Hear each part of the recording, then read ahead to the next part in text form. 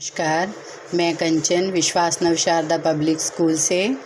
आज हम करेंगे +1 का दूसरा अध्याय लेखन कला और शहरी जीवन, जिसको हम पहले भाग में लगभग आधा कर चुके हैं।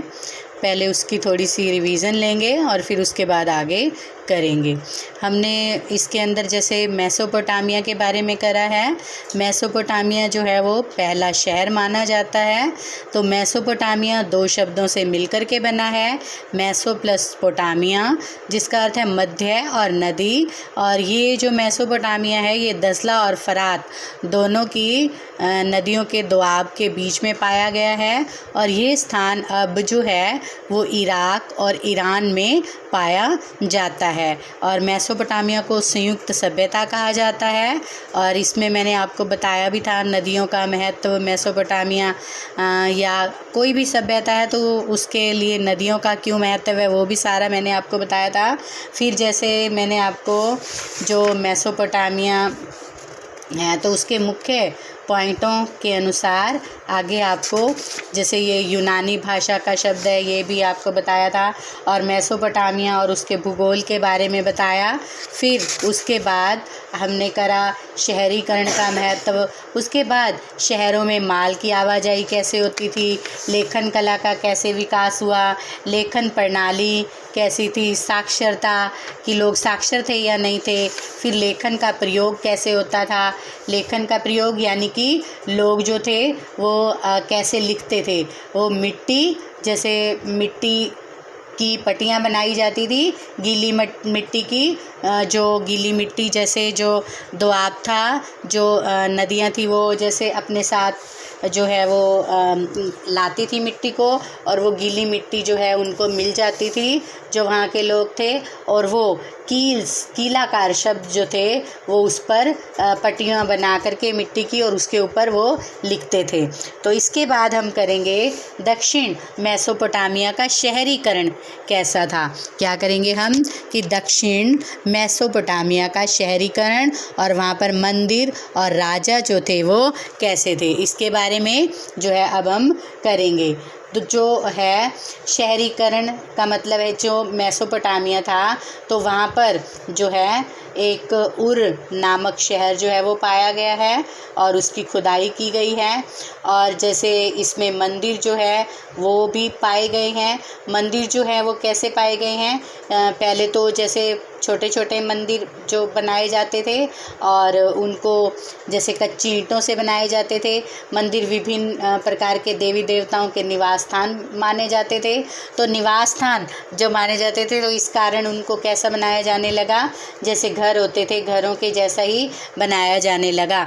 आंगन के चारों ओर जो है वो कमरे बना दिए जाते थे और वो जो है उसके अंदर ही जैसे मंदिर जो देवताओं का घर मान करके और उसी के अंदर ही जैसे घरों जैसा ही उनको बना दिया जाता था। और मंदिर की जो दीवारों की विशेषता थी वो साधारण घरों की दीवारों से थोड़ी भिन्न बना दी जाती थी। जैसे मंदिर की दीवारें जो थी वो भारी दीवारें कुछ खास अंतरालों के बाद कुछ समय के बाद जो है बाहर और भीतर से थोड़ी मुड़ी हुई होती थी और फिर धीरे धीरे उनके अंदर जो है वो परिवर्तन आने लगा। लोग जो है देवी देवताओं को अन्न, दही, मछली आदि जो है वो चढ़ाते थे। और क्योंकि वहाँ पर जो है मछली की हड्डियाँ पाई गई हैं तो उससे पता चलता है कि लोग ये सब चीज़ें जो है वो चढ़ाते थे। और जैसे जो क्षेत्र होते हैं तो उनमें जैसे लंबे समय तक जो है लड़ाई चलती है या फिर जो मुखिया जीतते हैं उनके साथी अनुयायी जो हैं वो लूट का जो माल होता है उसको बांटकर खुश होते हैं।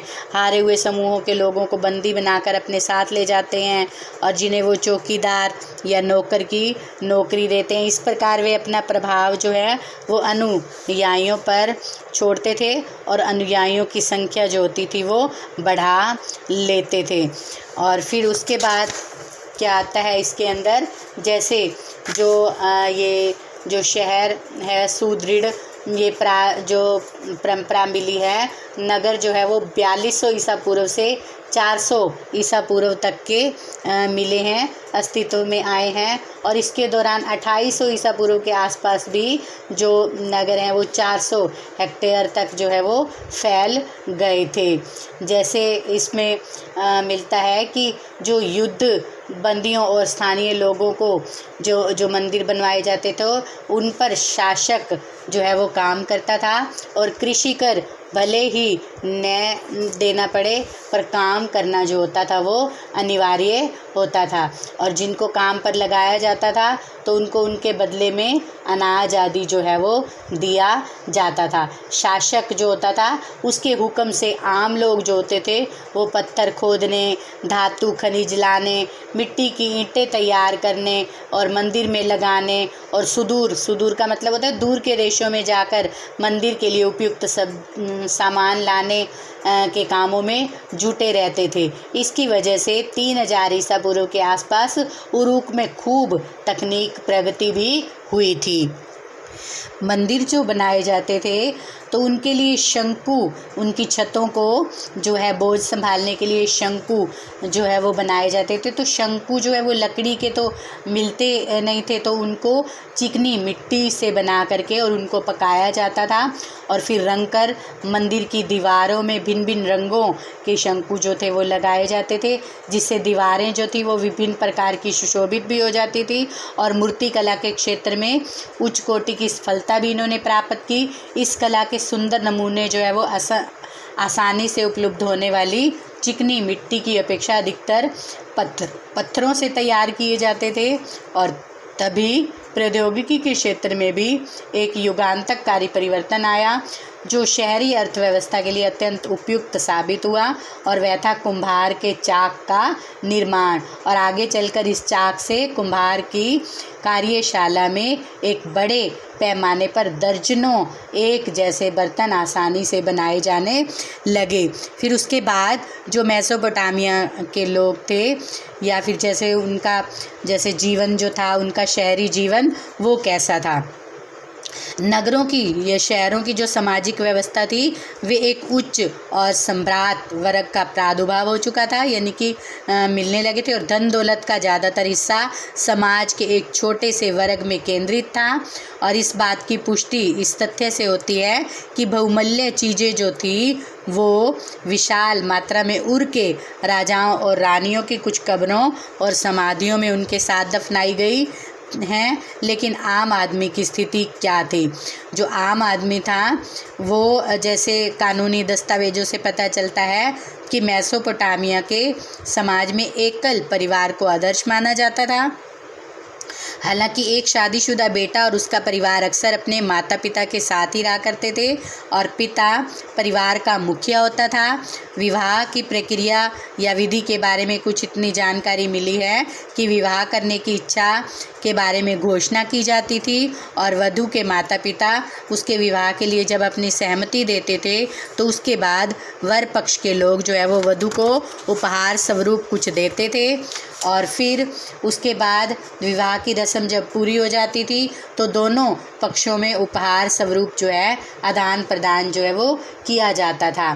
तो अब उर नगर का जब हम अवलोकन करते हैं तो उर जो है वो बड़े नगरों में से एक था जहाँ सबसे पहले खुदाई जो है वो की गई थी। उर मेसोपोटामिया का एक ऐसा नगर था जिसके साधारण घरों की खुदाई 1930 के दशक में सुव्यवस्थित ढंग से की गई। उसमें टेढ़ी मेढ़ी और संकरी गलियां जो हैं वो पाई गई हैं, जिससे यह पता चलता है कि पहिए वाली गाड़ी जो है वहाँ अनेक घरों तक नहीं पहुँच सकती थी। अनाज के बोरे और ईंधन के गट्ठे संभवतः गधों पर लाद करके लाए जाते थे, और पतली और घुमावदार गलियाँ तथा घरों के भूखंडों का आकार एक जैसा न होने पर यह निष्कर्ष निकाला जाता है कि नगर नियोजन की पद्धति का अभाव था। जैसे मोहनजोदड़ो कि ये समकालीन रही है मेसोपोटामिया की जो सभ्यता है, लेकिन वैसी ये जो है जैसे उसमें जो जब उसकी खुदाई की गई है तो उसमें नगर नियोजन की पत्ती जो है वो अच्छी है, लेकिन इसमें नगर नियोजन की पत्ती का अभाव पाया गया है। इसमें घरों की छतों को ढलान को भीतर की ओर किया जाता था और जो घरों के अंदर आंगन बने हुए थे तो उनके होज के अंदर जो है वो पानी जो है वो गिरता था। और जैसे गलियों सारा कूड़ा कचरा जो घर का बुहार करके गलियों में डाल दिया जाता था, जिससे गलियों की सतह जो होती थी वो ऊंची उठ जाती थी। फिर उसके बाद जो है वो पॉइंट आता है कि पशु चारक क्षेत्र में एक व्यापारिक नगर, यानी कि ये पशु चारक के क्षेत्र में एक व्यापारिक नगर कैसे था। फिर इसमें आता है कि 2000 ईसा पूर्व के बाद जो मारी नगर शाही राजधानी के रूप में ये खूब फला। और जैसे इसमें देखा जाता है कि जहाँ खेती की पैदावार भरपूर होती थी वहीं फरात नदी जो है वो उर्वर धारा में स्थित थी, और जिससे जैसे उसके ऊपरी क्षेत्र में खेती और पशुपालन के साथ साथ जो है वो चलता था। और जैसे हमने पहले भी पढ़ा है कि इसके अंदर जो है स्पीदी नाम की घास पाई जाती थी, जो वो घास जो है क्योंकि ये नदियों के दोआब का क्षेत्र था और दोआब के अंदर मिट्टी जो होती है वो उपजाऊ होती है, तो वहाँ पर कृषि और घास जो है वो अधिक मात्रा में पाई जाती है। और पशु चारक जो होते थे वो अनाज, धातु और औजारों आदि की ज़रूरत पड़ती थी, तब वे अपने पशुओं तथा उनके जैसे उनके दूध से पनीर और उनका चमड़ा, मांस आदि के बदले में ये सब चीज़ें जो है वो प्राप्त कर लेते थे। और बाड़े में रखे जाने वाले पशुओं के गोबर से बनी खाद जो होती थी वो किसानों के लिए बहुत उपयोगी होती थी। और फिर भी किसानों और गडरियों के बीच में कई बार झगड़े भी हो जाते थे। गडरिये जो थे वो अपनी भेड़ बकरियां पालते थे और किसान जो थे वो किसानी करते थे, यानी कि फसल आदि उगाते थे। लेकिन किसानों की फसल को कई बार जैसे भेड़ बकरियां जब वहाँ से गुजरती थी तो नुकसान जो है वो पहुंचा देती थी, तो इसलिए उनके बीच में जो है वो झगड़े भी हो जाते थे। और अगर हम इतिहास के ऊपर मेसोपोटामिया के इतिहास के ऊपर नज़र डालें तो वहाँ की जो कृषि थी वो समृद्ध थी और मुख्य भूमि जो के प्रदेश जो थे वो यायावर समुदायों के झुंड पश्चिमी मरुस्थल से आते रहते थे। और ये गडरिये गर्मियों में अपने साथ इस उपजाऊ क्षेत्र में बोए हुए खेतों में अपनी भेड़ बकरियां ले आते थे। और ये समूह गडरिये फसल काटने वाले मजदूरों तथा सैनिकों के रूप में, भाड़े के जो सैनिक होते हैं उनके रूप में आते थे और समृद्ध होकर वहीं बस जाते थे। और उनमें से कुछ तो अपना खुद का शासन भी स्थापित करते थे और शक्ति भी प्राप्त कर लेते थे। यानी कि ये जो खानाबदोश लोग थे ये अक्कादी, एमोराइट, असीरियाई और अनिर्मियन जाति के थे। उसके बाद जो है वो पॉइंट आता है आपका मेसोपोटामिया की संस्कृति में शहरों का क्या महत्व था।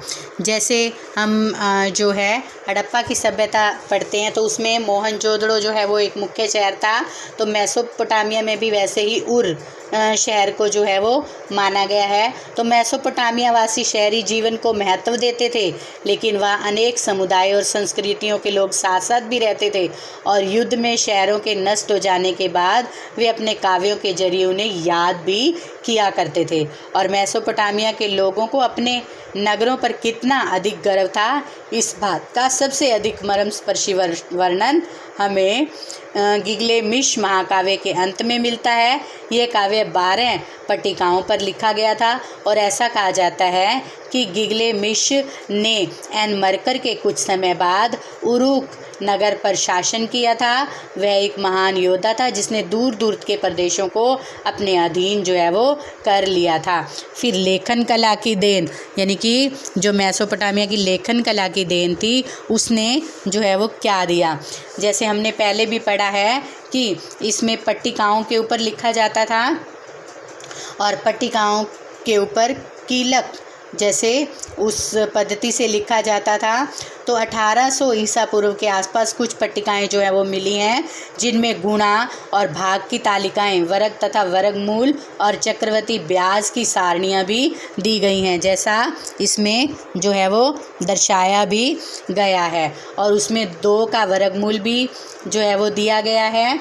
और अगर हम इसे हल करें तो इसका उत्तर जो है वो जैसे इसमें दिया हुआ है 1.41421296 होगा, जो इसके सही उत्तर 14142135 से थोड़ा सा भिन्न है। और इस समय के विद्यार्थियों को इस प्रकार के सवाल हल करने होते थे। और अगर एक खेत का क्षेत्रफल जो है इतना इतना है और 1 अंगुल गहरे पानी में डूबा हुआ है, तो संपूर्ण पानी का आयतन बताओ। इस तरह के जो प्रश्न हैं वो उनको करने होते थे। तो हमने मेसोपोटामिया, इस अध्याय में हमने जो है वो मेसोपोटामिया के विषय में पढ़ा। उसकी लेखन कला कैसी थी, उसका शहरी जीवन कैसा था, उसके मंदिर कैसे थे, और मेसोपोटामिया के नगरों की खुदाई कैसे की गई। ठीक है। और इसमें जैसे इसको संयुक्त सभ्यता कहा जाता था, इसमें संयुक्त सभ्यता क्यों कहा जाता था, जैसे ये सुमेरियन सभ्यता, बेबीलोन सभ्यता, अरीरियल सभ्यता आदि के कारण, क्योंकि ये तीनों का मिश्रण था, इसी कारण ही इसको जो है संयुक्त सभ्यता भी कहा जाता था। तो इन सब के बारे में हमने जो है इस अध्याय में पढ़ा। तो इसे आप ध्यान से रीड कीजिएगा और फिर इसके प्रश्न कीजिएगा। धन्यवाद।